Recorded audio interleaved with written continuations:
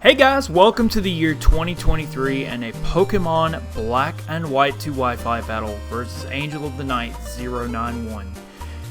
With my original OG team that I have yet to change with good old Choice Banded Terrakion, physically defensive Latios, standard Ferrothorn with Leech Seed, specially defensive Will-O-Wisp Jellicent, physically defensive with a little bit of Speed Gliscor, and Empoleon to roar away everything.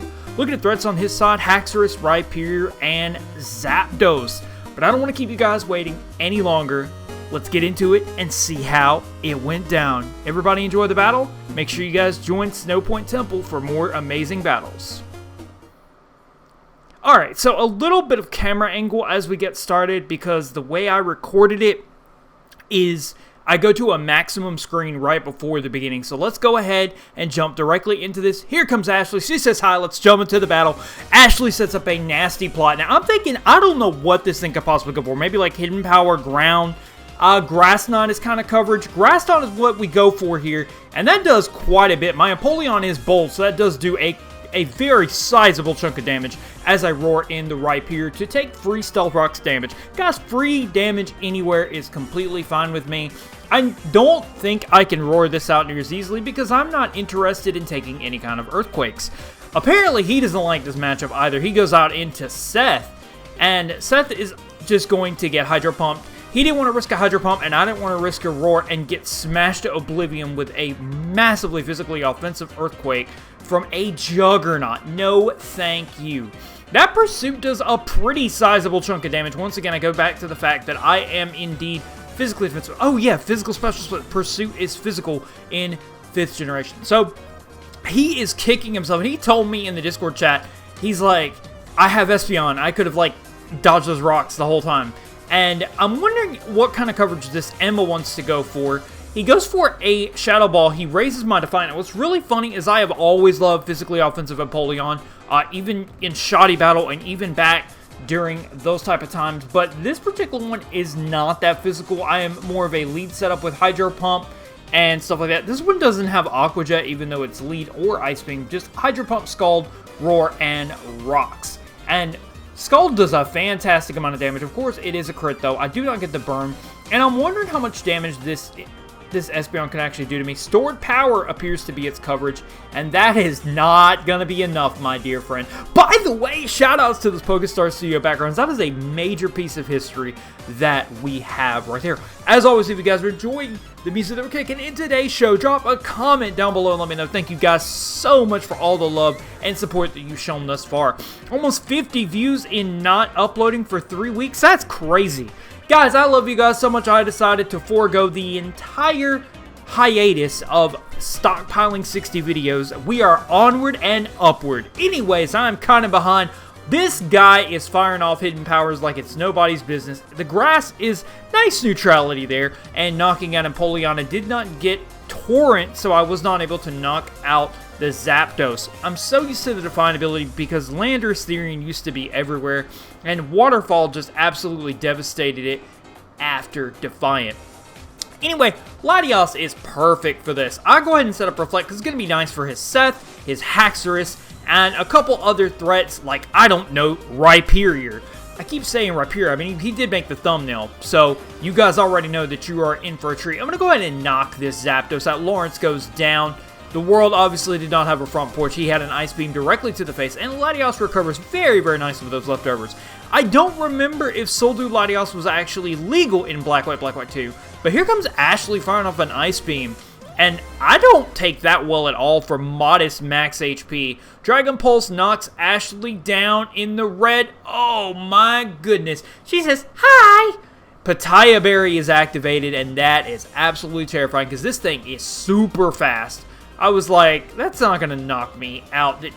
Yeah, it is. So, Latios is down for the count. In comes Jellicent, and I'm thinking to myself, Corey has this uncanny ability to freeze things, but instead he goes for the Grass Knot. I don't know if he expected me to be specially defensive, but luckily I am specially defensive enough to take this hit and knock him out with a Shadow Ball.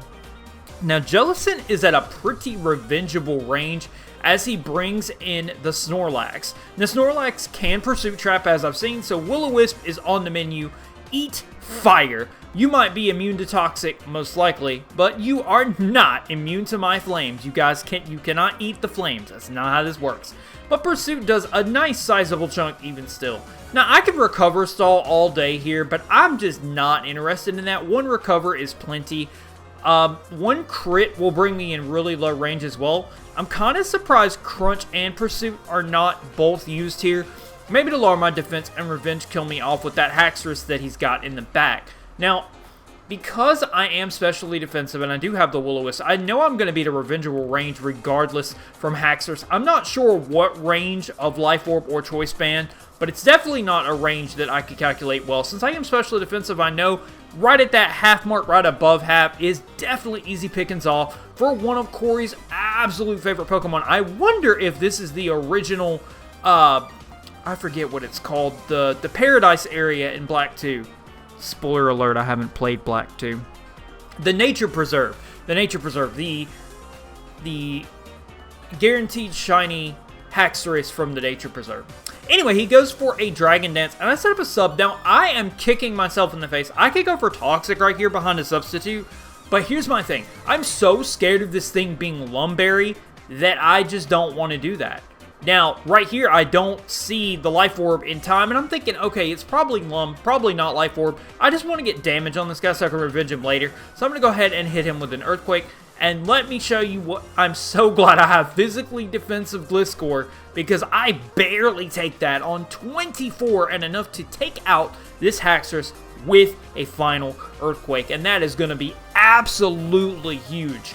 46 HP is not that much, and in comes Ryan, the Rhinox, the Juggernaut, the monstrosity. I remember when this thing came out in Diamond and Pearl, and I just loved its design.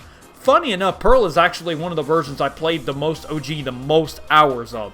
Anyway, he wipes me off the face of the earth with a Stone Edge, takes absolutely nothing from the Solid Rock Earthquake, but I just need damage. I go out to Terrakion, and I'm not sure why I'm so afraid, but I know I've got the Choice Band, but I'm so scared I won't knock it out with that, and he would not have been able to sub down, but I was so scared of Earthquake that I swapped out, and you know what? I'm going to absolutely pay for it. I do hit the oncoming Power Whip to knock Ryan's substitute off, but let me tell you something. Ferrothorn does not like Focus Punch. This is not physically defensive Ferrothorn. I'm sorry, excuse me. Especially defensive Ferrothorn, like the sassy Rain builds that people used in Black White 2, because Rain was absolutely everywhere. I go down to 6 HP. Yes, he takes the Iron Barb's damage, and I'm feeling a lot more comfortable now with my Terrakion in the back. My Choice Band Terrakion. From this range, I can definitely knock him out, even probably with leftovers. Thank you so much, Corey, for this game. And thank you to the amazing people, Zaza, and I believe Vagabond, for all of your research in Generation 6, and yourself for the research for Generation 5 and all of the Wi-Fi battle backgrounds, and a special one that I've got next time. Thank you, Corey, for the battle. Join Snowpoint Temple for amazing battles. I'll see you guys next time, and as always, power on, power off!